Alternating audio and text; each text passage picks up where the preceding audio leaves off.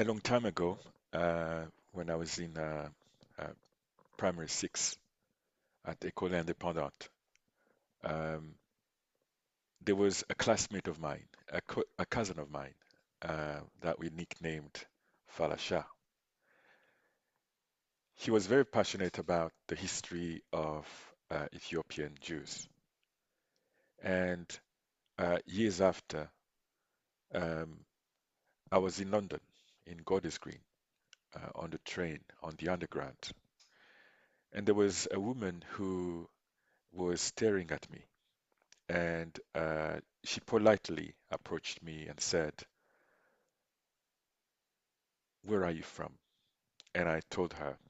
And she just smiled and said, "Have you ever heard about Ethiopian Jews?" I said, "No, I've never heard of Ethiopian Jews." I was not really well educated about the history of Jewish communities across the African continent.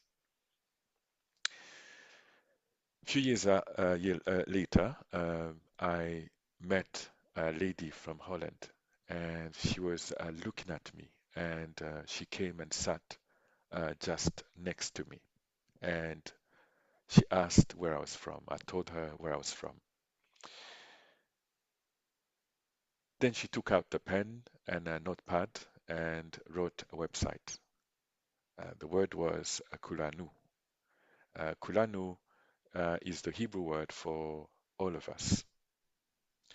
She urged me to go and check the website and give her feedback of what I thought about the website.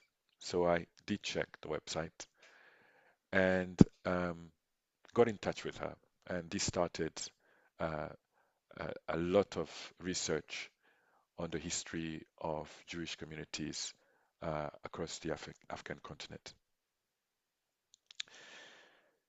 In 2019, I took a DNA test and decided to investigate more my health.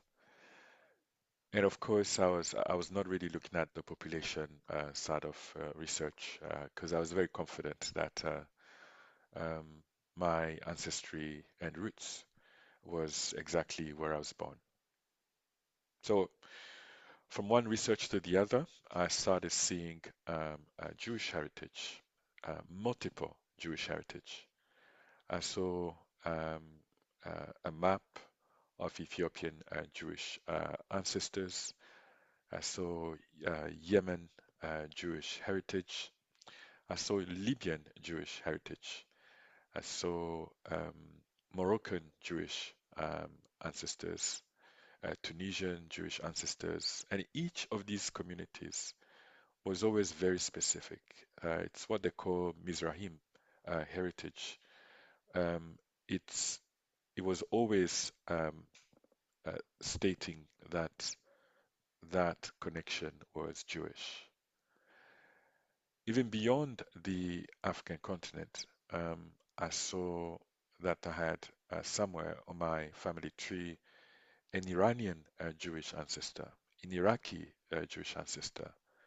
Um, and then the connection started. I started, uh, being contacted by um, people whose heritage was 100% Jewish. Um, Mine is not 100%, but it was very clear that in my heritage and family tree, I had several Jewish ancestors.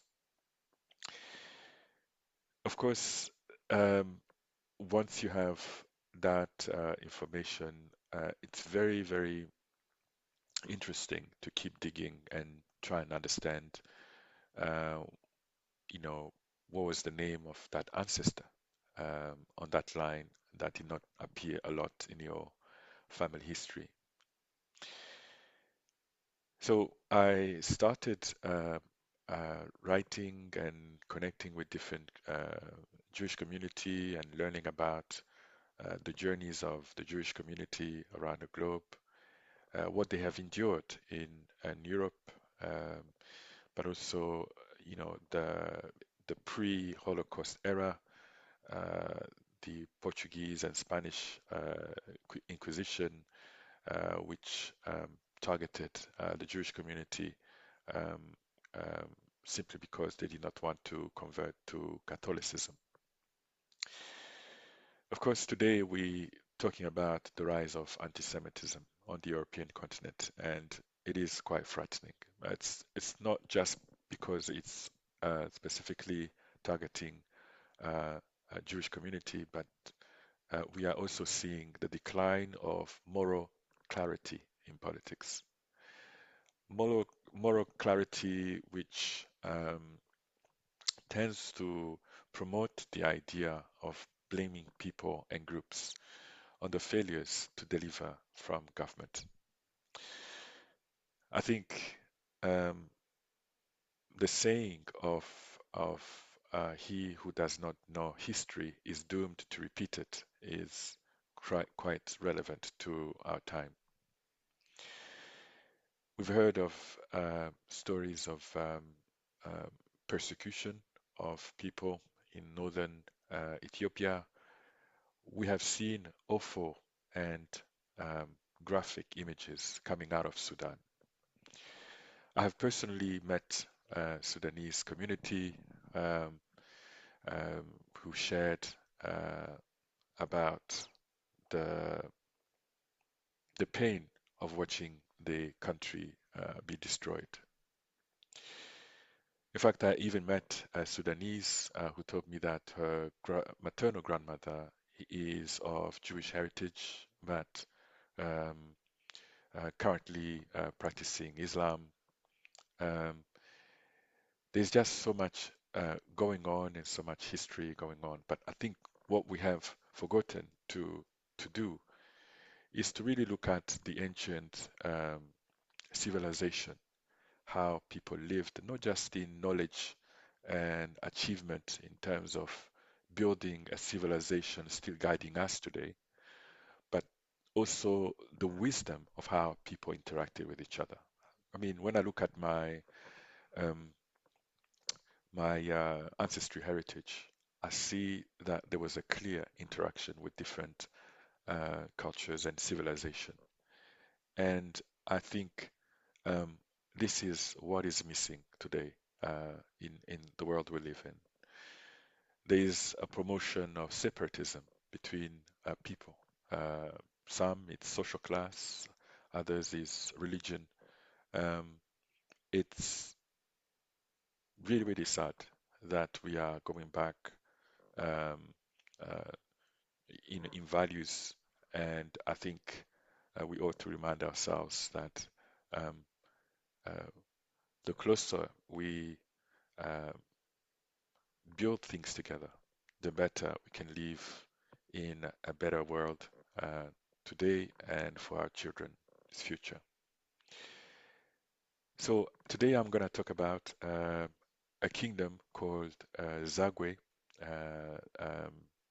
which was northern uh, Ethiopia, and it's really, really, really interesting. Um, the the rich heritage of these kingdoms of Ethiopia. The Zagwe dynasty, uh, as I said, was in northern um, Ethiopia, and I was particularly drawn to the story of a queen who is said to have been a Jewish queen, Queen Yodit. In fact, this very story about Zagwe, I heard it from that website I mentioned I was directed to visit years ago. And it really shows how rich the history globally is. And I think it's important that we document and rewrite history to inspire, hopefully, societies around the globe um, to build something that will inspire future generations. So, just for children, just to inspire children, I've also created a digital little booklet that we'll be able to share with any interested parties. And I hope that it will make learning about history um, interesting. Um, and I hope um, uh, young people will also be interested to um, to write their own um, history, and I think it's really, really important that we continue to promote literature and creative writing. And I hope you enjoy this little booklet about the kingdom of Zagwe.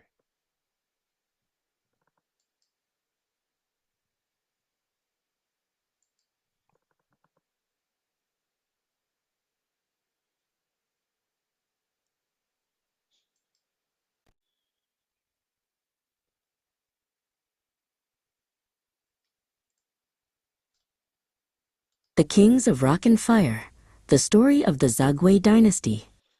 The ancient history of Ethiopia and Eritrea is often told in shadows, the shadow of smoke and the shadow of a legendary queen. Her name was Yodit, sometimes called Gudit, or simply the Fire. Long ago, in the 10th century, she swept across the land like a sudden storm. She is credited with destroying the powerful Aksumite Empire, the great Christian kingdom that came before. Queen Yodit's campaign was brutal. Churches burned, the royal family fled south, and the magnificent city of Aksum, the heart of the kingdom, was left in ruins. We don't know exactly who she was, a Jewish queen, a pagan, or a leader from the Agaw people, but her effect was undeniable. She created a vast, violent power vacuum, forcing one chapter of history to end so another could begin. From the chaos left by Yodit, a new power emerged in the northern highlands around 1137 AD.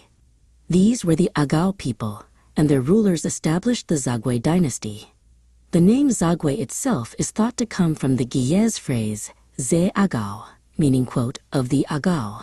They stepped into the void, moved the capital south, and reigned for over a century. The Zagwe solidified their power, controlled trade, and upheld the Christian faith. Yet they faced one massive challenge: legitimacy. Their rivals, those who later wrote the historical chronicles, called them usurpers. They claimed the true throne belonged only to the Solomonic line, tracing their right to rule back to King Solomon and the Queen of Sheba. The Zagwe were the kings of the north, ruling without the mythical stamp of approval. The Zagwe needed a response that no rival could question. This was the task taken up by their most famous ruler, King Lalibela. He was determined to cement his spiritual and temporal authority. His vision was incredible. He would create a new Jerusalem in the mountains of Ethiopia, a pilgrimage site equal to the holy city overseas. Lalibela's command was bold. Instead of building stone churches upwards, he would carve them downwards out of the living rock itself. Using only chisels, hammers, and immense faith, thousands of workers labored under the direction of master builders like Germa. They dug deep trenches, separating huge blocks of stone. The churches were monolithic, meaning each was sculpted from a single, enormous block of stone. The workers shaped intricate doorways, towering pillars, and graceful arches, all carved directly into the mountain. The most famous of these structures, Bete Georgis, was carved in the distinct shape of a perfect cross. Connected by tunnels and ceremonial passageways, these 11 stunning churches were more than just places of worship. They were a declaration. They survived floods and centuries of history, a testament to the ingenuity and sheer willpower of the Zagwe kings. If their Solomonic claim was questioned, their devotion to God and their power to command the landscape was now undeniable. But even the most enduring monuments could not stop the turning of the political wheel. Around 1270 AD, a leader named Yakuno Amlak rose to prominence. He successfully convinced church officials and regional leaders that he was the true descendant of the Solomonic line. The age of the Agaw-led Zagwe Dynasty came to an end, and a new ruling dynasty began. The Zagwe Dynasty, born from the devastation of Queen Yodit's fire, lasted only 133 years. They were defeated by arguments of ancestry and legitimacy. Yet, their legacy is not found in dusty chronicles or political maneuvers. It is found in the deep, silent canyons of Lalibela, where the kings of rock left behind a collection of enduring medieval wonders, carved directly into the heart of the earth.